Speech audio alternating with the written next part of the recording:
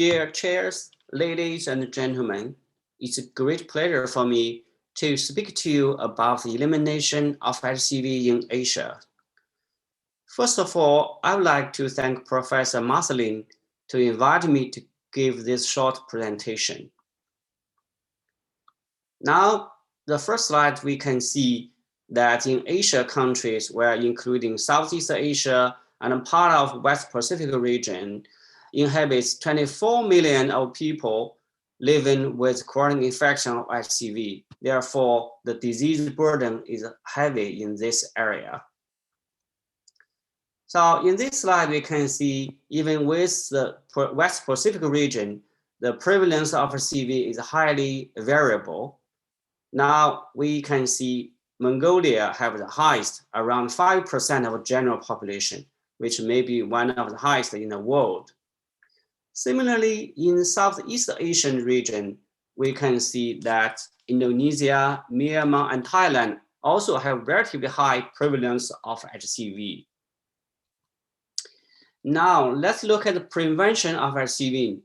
We just focus on the harm reduction services for people who inject drugs, so-called PIVOT in West Pacific region. From this slide, we can see only 2 countries reached the goal, the target for the needle exchange program. Only 1 country reached the target for the opioid substitution therapy. Then next slide, we can see in the Southeast Asian countries, the similar is true. Only 2 countries reached the target of needle syringe exchange program, while only none of the countries reached the opioid substitution coverage rate. Therefore, there's still a big room for improvement. So next, we talk about the treatment. You can see the treatment cost for HCV in select Southeast Asian countries. Now you can see Thailand have the highest cost, more than $1,000 whereas Bangladesh have $1,000 per treatment for 12 weeks.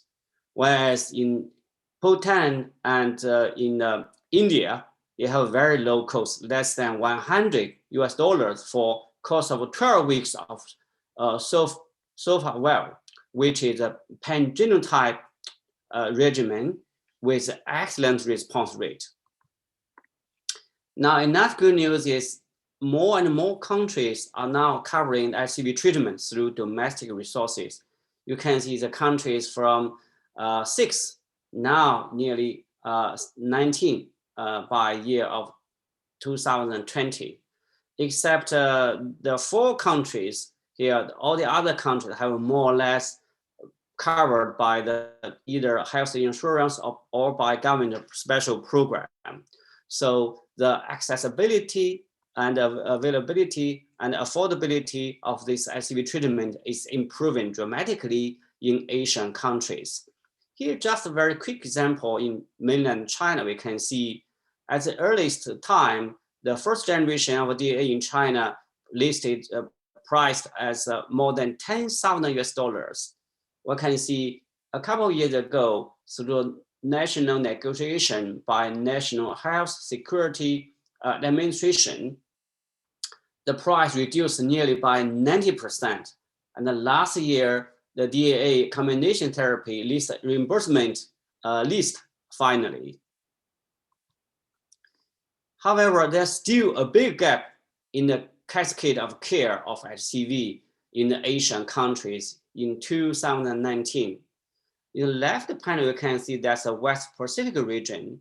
You can see, wow, the diagnostic rate only 25%, while the treatment rate only about 8.2%. While similarly, the right panel, we can see that's the data from Southeast Asian countries.